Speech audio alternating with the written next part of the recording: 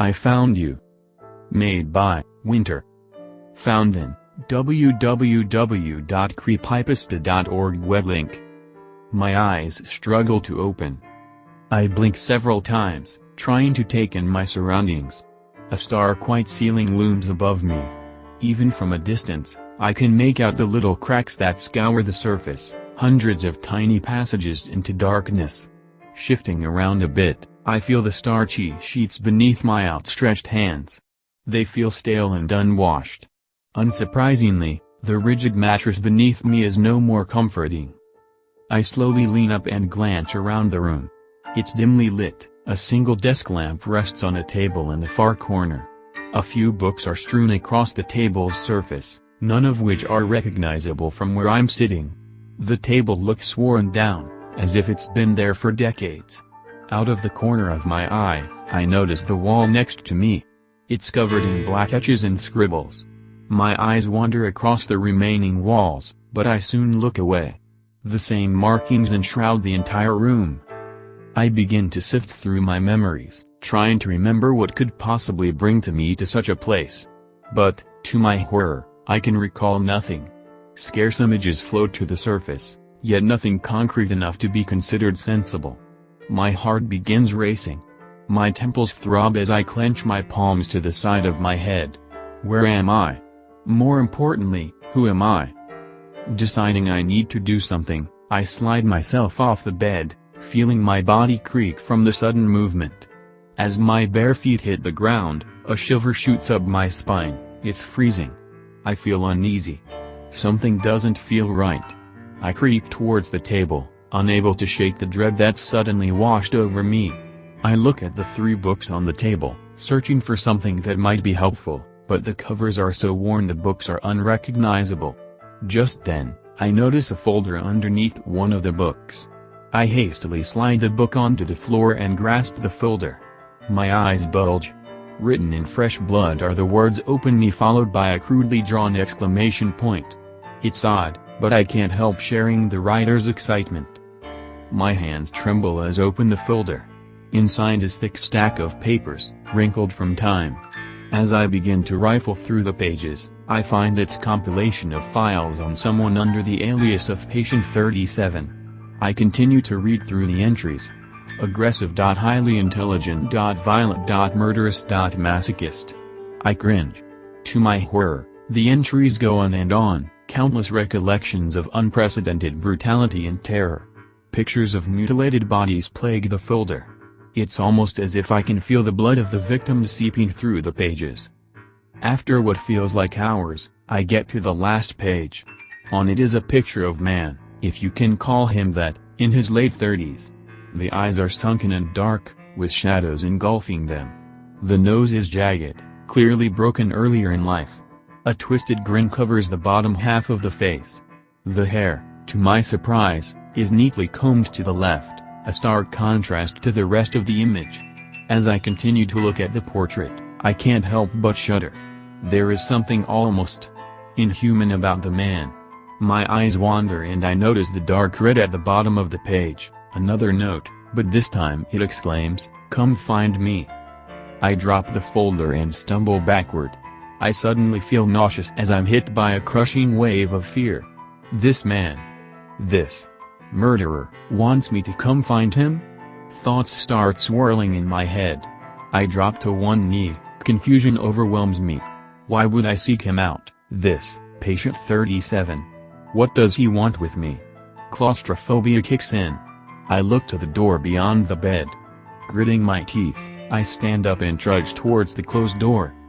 My hand tightly squeezes the door handle. I stand there panting for a bit, sweat drips down my forehead.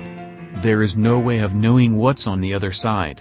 I close my eyes and turn the handle. It opens. I'm met by a narrow corridor. The lights above flicker, giving off just enough light to see. There is an intercom on the far side of the wall. The right line below the speaker blinks rapidly. Just then, music begins to play throughout the entire hallway. The soft keys of a piano. Simple, but beautiful. I recognize it, Fors Nocturne No. 1 in E-flat minor, Opus 33 No. 1. I put my hands to my head. Why do I know this song? Why is it playing in such a wretched place? Continuing to struggle with my thoughts, I walk through the corridor, feeling strangely guided by the melody. The hallway is barren, just like the prior room. No sound can be heard except for the rhythmic fingering of the piano keys. Oddly, there are no windows, just white walls. I walk over to one of the walls and brush my hand up against it as I walk. The pattern gives off a soothing sensation on my palm. I close my eyes and continue to walk. My eyes jolt open as the pattern on the wall changes. The silence is broken as my hand slides through something wet.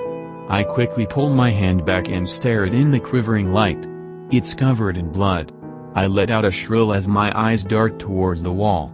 Drawn on the surface is a thick red arrow, pointing in the direction I'm walking. I look onward. A body lies on the ground. I rush over, but immediately notice there's no hope. The man's eyes are gouged out and a knife protrudes from his stomach. Without thinking, I grab the knife's handle and pull. Blood erupts from the wound and spatters on my face. I cry out and I frantically wipe it from my eyes. This is disgusting. This can't be happening. Where the fuck am I? I need to get out of here. Clenching the knife, I move forward. I pass a large front desk on my right. An elderly woman lies face down, a pair of scissors impaled in the back of her head.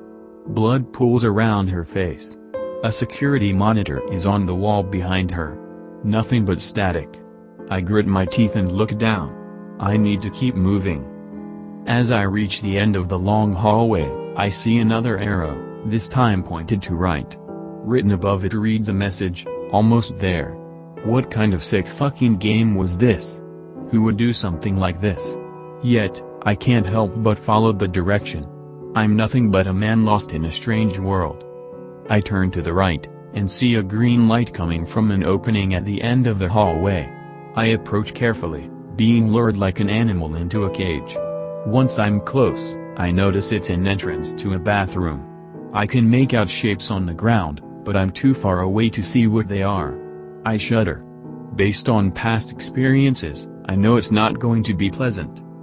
In the doorway now, my eyes scan the room. Bodies, at least 5, cover the floor. The entire surface is covered in red.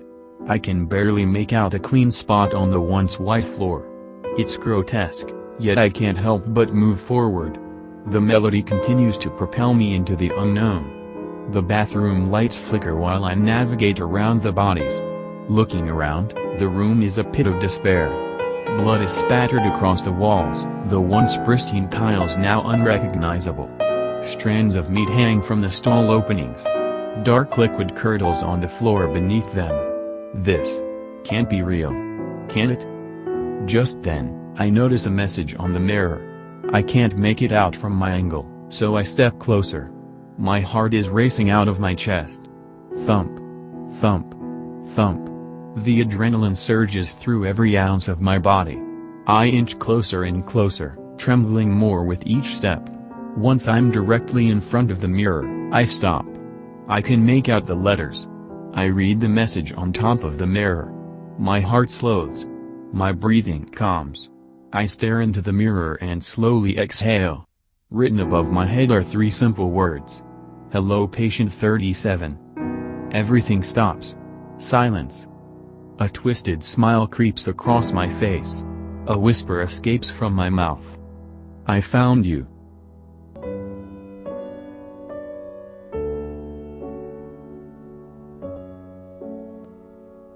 If you guys wonder where I find these creepypasta stories, the link is in the description below. If you enjoy the video, please leave a like and subscribe. And as well share this video to your friends. Thank you.